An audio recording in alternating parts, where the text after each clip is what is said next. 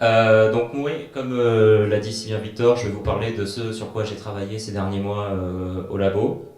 Donc c'est essayer en gros de faire un clone d'OpenBSD Pledge sur Linux. Donc d'abord on va regarder qu'est-ce que c'est qu'OpenBSD, à quoi ça sert, comment on s'en sert. On va après regarder les équivalents potentiels qui existent sur Linux et qu'on pourra utiliser potentiellement pour faire Pledge avec, ou pas. Et enfin, on va voir comment je l'ai implémenté personnellement dans le kernel Linux. Voilà. Donc, Pledge, qu'est-ce que c'est? C'est un syscall qui vient, comme je l'ai déjà dit, d'OpenBSD. Et c'est en soi ce qu'on appelle une technique de sécurité palliative. C'est-à-dire qu'en gros, euh, des fois dans les softwares, il y a des failles, c'est comme ça. Et ces failles, elles peuvent potentiellement être exploitées. Donc en général, quand on en trouve, on essaye de les colmater. Mais il y a quand même moyen parfois de faire de n'importe quoi avec. Donc du coup, les techniques de sécurité palliative, ça sert à quoi? Ça sert en gros, c'est l'idée de mettre des mécanismes en place de façon à ce que euh, le potentiel de dégâts, si je puis dire, qu'on puisse faire en exploitant les failles qu'on pourrait trouver dans le futur, soit limité. Et donc Pledge, c'est une de ces techniques qui va du coup s'occuper d'essayer de limiter un peu ce qu'on peut faire avec les syscalls, donc en filtrant les syscalls qu'on a le droit d'utiliser et potentiellement leurs arguments. Et donc les actions qu'on peut faire avec les 10 syscalls. C'est aussi ce qu'on appelle, il me semble, une technique collaborative, je crois. Non, pas collaborative. Coopérative plutôt, ça a l'air mieux. Qui en gros, ce qui veut dire qu'en fait c'est le développeur du software qui va du coup lui-même appeler Pledge et définir lui-même ce que son application est censée faire ou pas. Donc Pledge, comment on s'en sert? Voilà l'interface globalement. Donc c'est super simple. On a en gros les deux paramètres, comme on peut le voir, sont très similaires. Ils font à peu près la même chose. En gros, ce qu'on est en train de dire là, c'est que notre application ne pourra, c'est en gros ce qu'on définit là, c'est les catégories d'actions que notre application aura le droit de faire. Donc, par exemple, là, on dit que notre application, elle pourra faire les syscalls qui sont inclus dans le groupe stdio et exec. Ces groupes, on les trouve dans la page de man, ils sont prédéfinis. Et voilà. Le deuxième paramètre, on peut voir qu'il est très similaire. Lui, il va définir en gros les promesses, parce que c'est comme ça qu'on appelle ça dans Pledge, les promesses que vont avoir notre software après un exec VE. Donc, sachant que il n'y a rien qui nous empêche de mettre nul. Donc, dans ce cas-là, si on fait un exec VE, on sera plus pledgé. C'est fini. Donc, on peut faire absolument tout ce qu'on veut. On peut donner potentiellement plus de droits que notre processus, que ce qu'on a actuellement, on va dire. Et voilà. Mais c'est autorisé dans Pledge. Ça donne une certaine liberté. Pledge aussi, ce qu'il faut savoir, c'est que bien évidemment, on peut l'appeler plusieurs fois lors de l'exécution d'un programme. Donc du coup, on peut en gros à chaque fois choisir de diminuer encore et encore le nombre de catégories d'actions que notre programme aura le droit de faire. Euh, Pourquoi ça? Tout simplement parce que les mecs qui ont fait Pledge sur OpenBSD, ils se sont rendus compte qu'en réalité, il y a beaucoup de programmes qui globalement vont appeler plein de syscalls différents au moment de leur initialisation, au début de leur exécution. Et une fois qu'ils auront fait tout ça, ils vont rentrer dans leur bout d'exécution, ils vont faire toujours la même chose, et le nombre de syscalls différents qu'ils vont appeler sera réduit. Donc du coup, Pledge nous donne la possibilité de réduire au fur et à mesure les actions qu'on aura le droit de faire. Donc ça, c'est un exemple, c'est une petite liste absolument pas exhaustive des promesses, par exemple, qu'on peut mettre.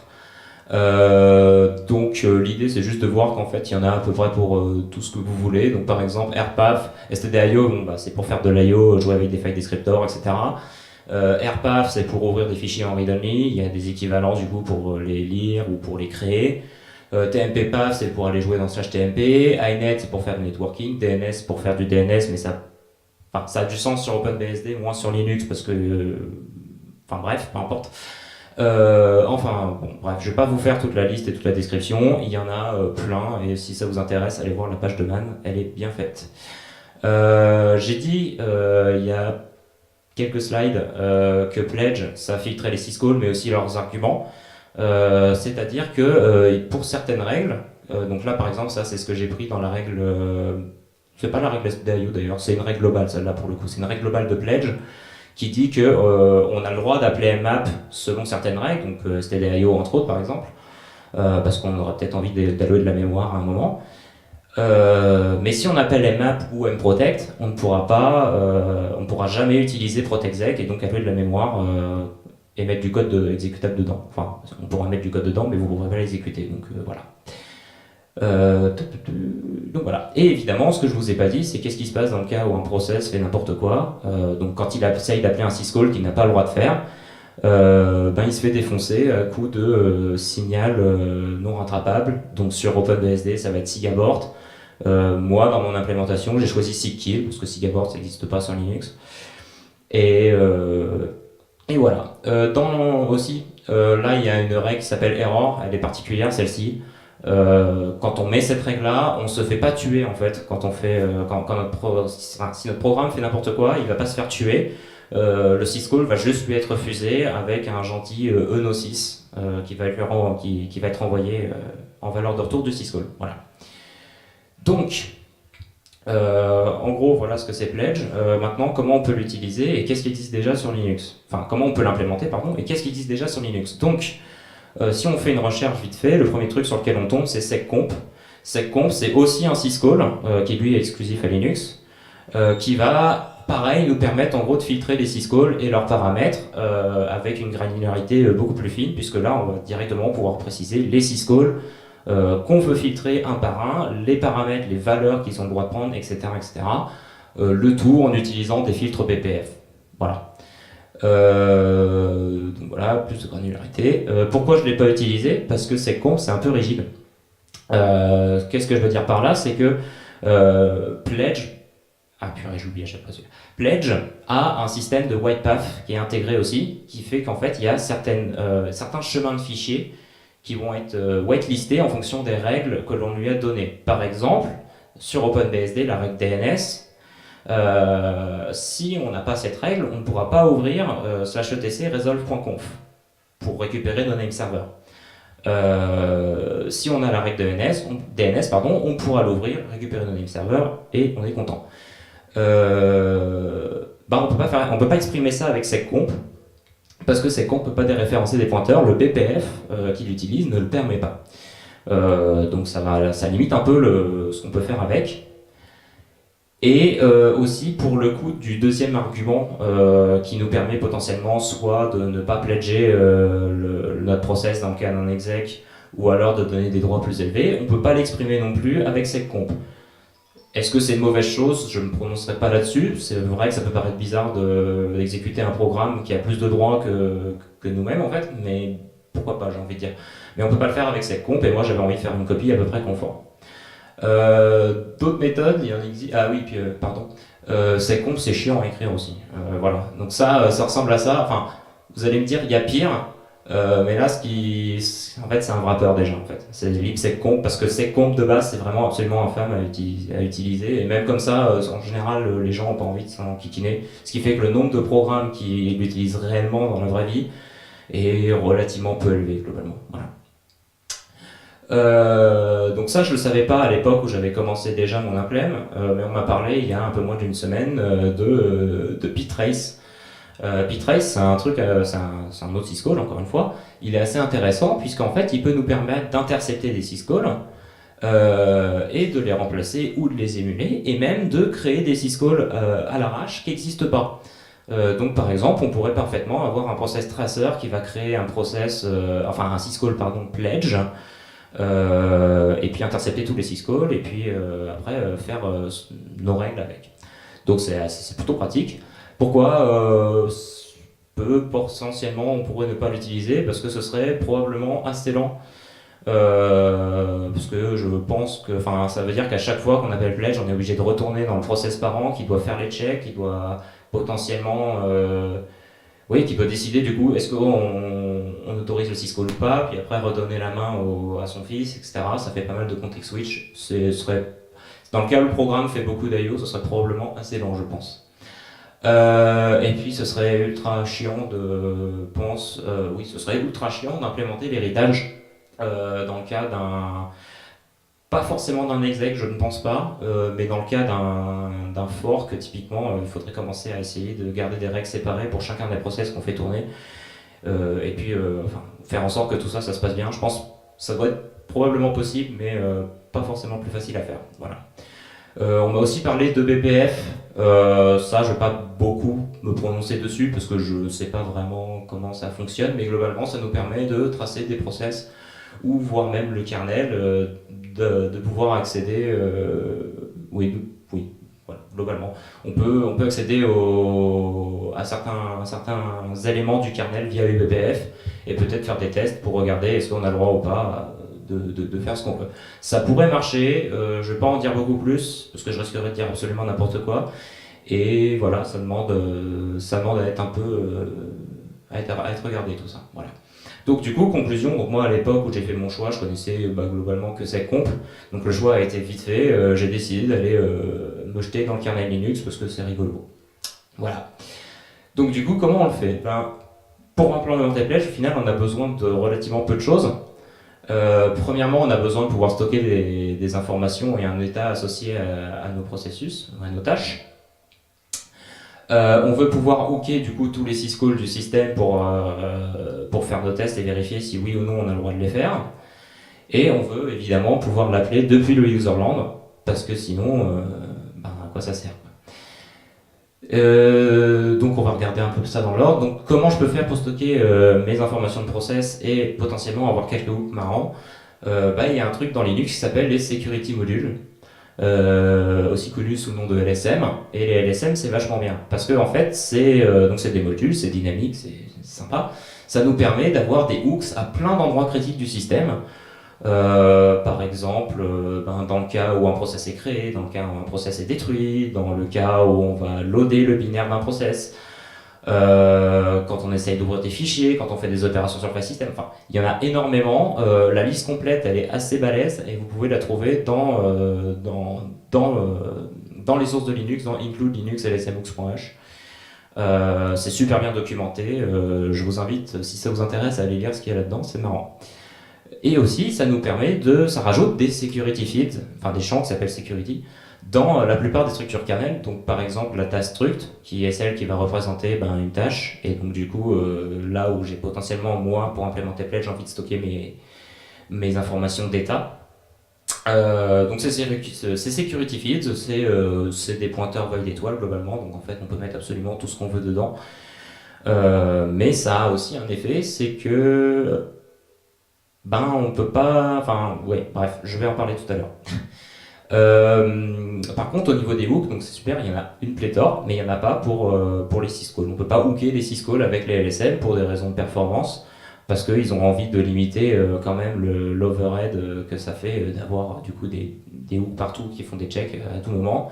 Donc du coup, ils en ont pas mis parce que les syscalls, c'est un truc qui arrive relativement souvent sur un système. Étrangement. Ça, c'est un exemple de hook. Deux exemples de hook d'ailleurs, ou plutôt de prototypes de hook. Donc typiquement, quand on veut définir un hook avec les LSM, en gros, on fait juste une fonction qui respecte ces prototypes. Ces fonctions, elles font absolument ce que vous voulez, et puis après, vous n'avez plus qu'à les register, et vous avez gagné. Donc, vous vous rappelez des champs security dont j'ai parlé il y a 2 secondes. Ça fait que du coup, il y a 2 types de modules. Les modules majeurs, donc typiquement SE Linux, Mac, Apermore, etc. Et les modules mineurs, Yamaha. Je crois que là, j'ai à peu près fait la liste de tous les LSM qui existent en vrai. Il n'y en a vraiment pas beaucoup. C'est quoi la différence? C'est que les modules majeurs, il peut y en avoir qu'un actif à la fois. Pourquoi ça? Parce que justement, ces modules vont utiliser les security blobs, ce qui est en fait le nom qu'ils ont donné aux données qui vont être stockées via les champs security dans les structures du kernel dont j'ai parlé tout à l'heure. Donc pour des raisons évidentes, s'il y avait plusieurs modules majeurs actifs, il risquerait d'y avoir il y aurait un conflit même, c'est sûr, et ça se passerait mal simplement. Donc du coup, on peut avoir qu'un seul module majeur à la fois. C'est une limitation, ça veut dire que... Alors l'avantage c'est que du coup ces modules-là peuvent évidemment avoir des informations d'état associées à la structure, donc typiquement les processus, et ça c'est cool, on a envie de les avoir. Mais ce que ça veut dire, c'est que du coup, moi c'est ce que je vais utiliser, si j'utilise actuellement, si on a Pledge, on peut pas avoir SE Linux ou tous les autres, quoi. Donc c'est un peu dommage. Et le deuxième type de module, donc, c'est les modules mineurs. Donc il n'y a que Yama. Donc ceux-là, ils font des... Vous pouvez en avoir autant que vous voulez. Et du coup, comme ils n'utilisent pas ces champs security, ils vont plus être là pour renforcer des policies globales au système. Et voilà, ça va être de la sécurité de manière plus globale et il n'y aura pas d'état qui sera sauvegardé associé à des structures kernel, quoi. Voilà. Donc du coup, moi j'ai besoin de créer un module majeur, j'en ai déjà parlé. Je sais du coup où stocker mes informations d'état. Donc dans l'état struct, en utilisant les champs security. Maintenant, j'ai besoin de hooker mes syscalls. Donc comment je peux faire ça? Vu que les LSM m'en donnent pas, je vais le faire à la main, simplement. Donc du coup, on commence à regarder. On va regarder. Alors, il faut trouver le handler de syscall, sachant qu'il est architecture dependent. Donc ça veut dire que si je veux porter pledge sur d'autres architectures, il faut le rajouter littéralement dans les handlers de syscall de toutes les architectures. Et c'est un peu chiant. Donc ça, en x86, l'entrée la plus bas niveau que j'ai pu trouver pour le handler de syscall, elle se trouve dans ce fichier-là. Et bon, globalement, ça ressemble à ça. J'ai viré 2-3 bouts quand même. Mais globalement, ça fait pas grand-chose. Et après, ça appelle do syscall 64. Je pourrais me hooker ici, mais à ce moment-là, il n'y a pas de check du tout qui ont été faits vraiment au niveau du kernel. Les pointeurs, donc typiquement, quand moi j'ai envie de regarder les chemins de fichiers, par exemple dans le cas d'un open, ils seront pas convertis de userland vers kernel, donc c'est pas super pratique. Donc du coup, on va voir ce qu'il y a dans do syscall 64. Dans do syscall 64, déjà au tout début, quasiment, on a un enter from user mode qui lui du coup va s'occuper de faire des checks et de convertir mes pointeurs. Donc là, je suis content. Après, on a un appel, un peu plus loin, on a un truc qui s'appelle syscall trace hunter. C'est là que j'avais foutu mon hook au début, parce que en fait j'avais juste pas réfléchi, j'ai été voir ce qu'il y avait là-dedans, j'ai vu qu'il y avait seccomp, c'était là qu'il se mettait. Donc je me suis dit que j'allais faire la même chose. On m'a fait remarquer que c'était peut-être pas une super idée, donc du coup je l'ai retiré depuis et je l'ai mis ici après quelques checks supplémentaires. Donc juste avant l'appel au syscall, je vérifie que mon syscall soit bon et je fais mon check. Voilà, ouais.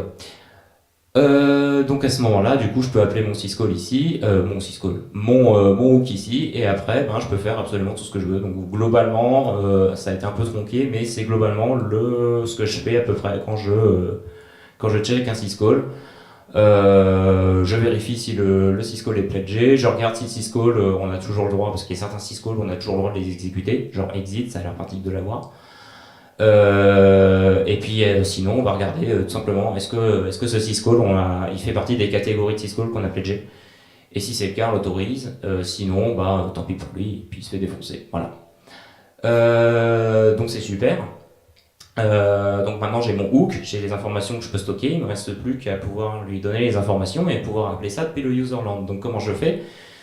Sur OpenBSD, c'est un syscall, donc moi, du coup, qu'est-ce que je me suis dit? Je me suis dit que ça paraissait être une bonne idée de faire la même chose, donc du coup, j'ai commencé à rajouter un syscall dans Linux. C'est pas une super idée, en fait.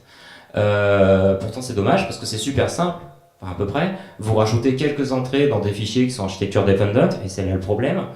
Vous donnez un numéro vous lui donnez un numéro à votre syscall, en faisant gaffe à pas faire comme moi et à pas prendre un numéro qui est réservé. Et après, vous définissez votre syscall dans un fichier source quelconque. Donc voilà, par exemple, comment j'avais défini au début mon syscall pledge.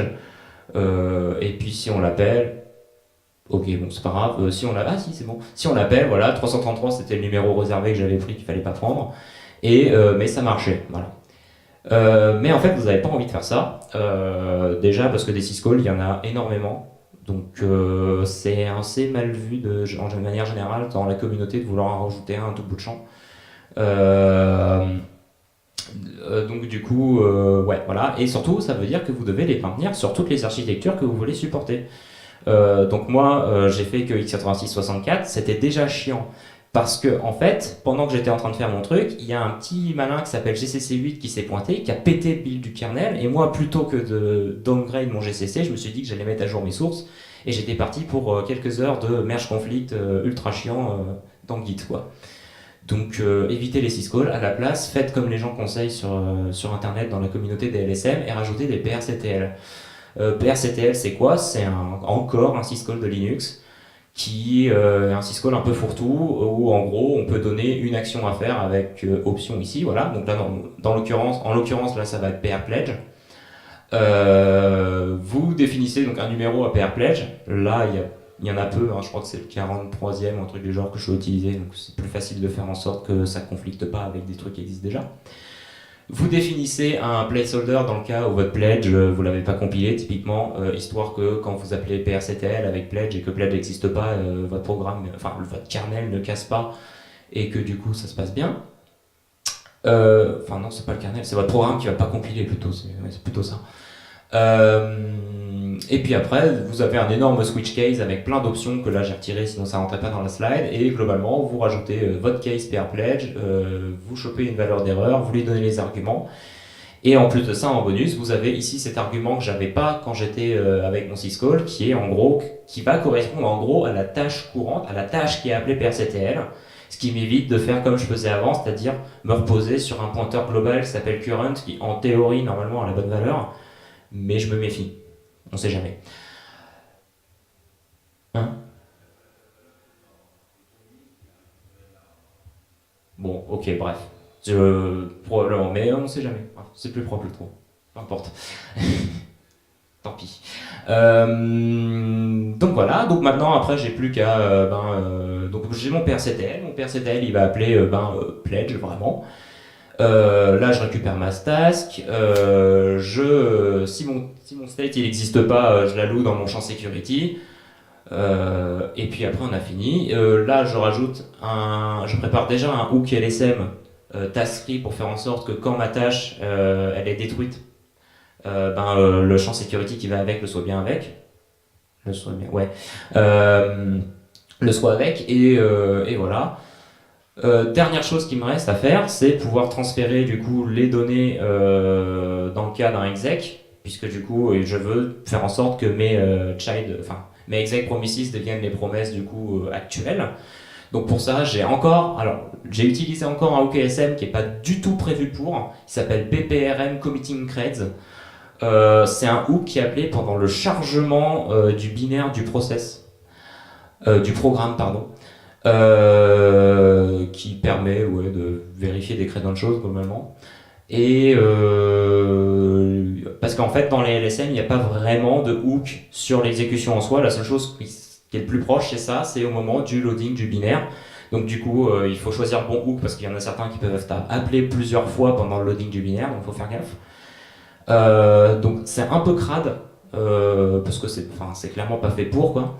Mais ça marche, donc je peux transférer mes trucs comme ça et je suis content. Donc maintenant, j'ai créé des hooks LSM. J'ai plus qu'en gros à les mettre dans un tableau de pointeur sur fonction avec une macro qui m'est donnée dans la doc, quoi. Après, je fais une fonction pour initialiser tout ça qui va globalement me set une valeur 1 et enregistrer mes hooks. Et après, je peux appeler ça pour faire en sorte que ce soit qui va faire en sorte que si dans la configuration du kernel on ait sélectionné pledge comme étant le module par défaut, ça le soit bien. Donc ça c'est une macro bizarre qui va globalement changer des trucs dans une section de l'elf de Linux. Et après on est bon. Il manque pas une slide là? Ah si, c'est bon. Donc après ça, on fait un peu de travail histoire de pouvoir parser nos pledges, etc. Des trucs chiants que vous n'avez pas envie de savoir et qui prennent du temps. Et donc du coup après ça, vous avez un PRCTL avec lequel vous pouvez configurer l'état de pledge de votre process, un hook sur le syscall pour faire vos trucs, quelques filtres qu'on peut rajouter, et après on peut commencer à tester ça avec un truc simple qui là est volontairement ne va pas marcher du coup. Puisque j'appelle pledge avec je lui donne le droit de rien faire et globalement après j'essaye de faire un exec VP Et donc du coup, ce qui devait arriver arriva, il essaye de faire une exécution, il se fait exploser la tête, et je suis content, ça a marché. Voilà. Donc voilà, globalement c'est tout. Un dernier mot sur le fait sur mon utilisation des LSM. C'est un peu dommage, je pense, d'utiliser finalement les LSM pour ça, puisque le nombre de hooks dont j'ai réellement besoin pour faire mon truc, de hooks qui me donnent que je peux vraiment utiliser, il n'y en a pas tant que ça. Donc bon, c'est déjà d'une. Et deuxio, les LSM c'est dynamique, on peut les charger dynamiquement, donc super, c'est cool. Mais moi, pour faire fonctionner ça, comme j'ai dû hooker les syscalls, etc., je dois relier sur du code statique. Donc c'est pas ouf, ça veut dire que du coup, si je veux que mon truc il continue de fonctionner quand mon LSM il est pas loadé, je dois faire en sorte qu'à chacun de mes hooks, il check bien que pledge ce soit bien le LSM qui soit loadé. Sinon, c'est mort, tout simplement. Voilà. Donc voilà, c'est à peu près tout. Est-ce que vous avez des questions ?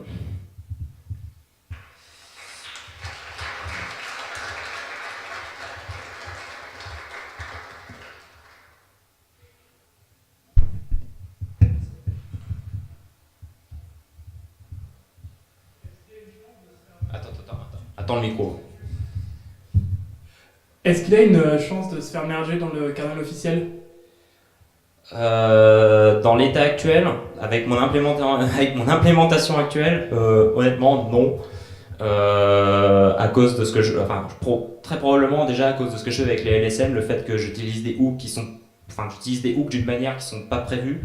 Ils sont pas censés je suis pas censé les utiliser pour faire des trucs pareils en fait. Je pense BPRM set creds, committing creds pardon. Puis c'est pas fini. Puis il faut que les mecs ils veulent bien de ça. Ça peut être problématique, on va dire. Est-ce qu'il y a d'autres problèmes qui font ça ? Ouais, non. Globalement, il faudrait refactor le truc, virer les bouts de code statiques, etc. Je pense qu'en se débarrassant des LSM, on a limite plus de chances de le voir merger en fait, mais c'est plus chiant aussi du coup. Donc honnêtement, j'ai pas la réponse comme ça. Mais je suis à peu près sûr qu'elle dans l'état actuel, non. Voilà.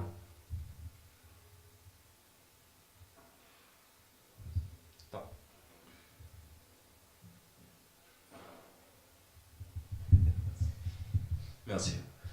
Du coup, l'implémentation que tu as faite à l'heure actuelle de Pledge au sein de Linux passe par PRCuttle, mais par contre, comment est-ce que le syscall Pledge en lui-même que tu as implémenté register? Quel est son syscall number par exemple?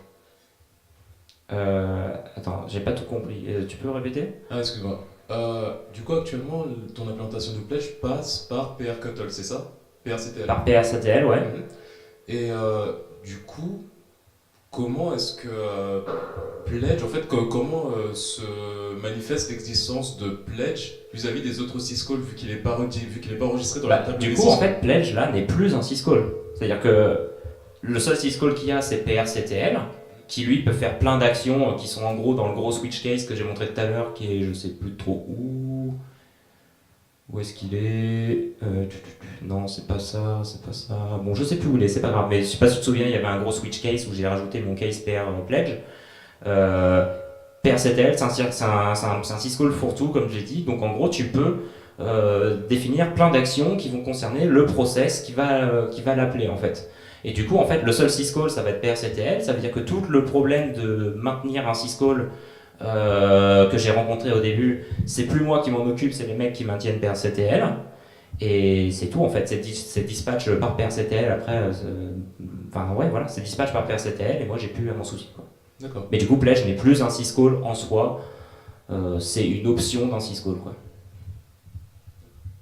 Merci.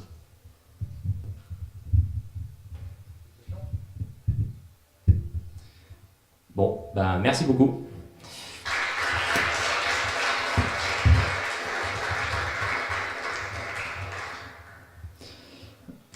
Du coup, on part sur une petite pause et on se retrouve à 15h15 pour Edit and Continue in GDB par Alexandre Bernard.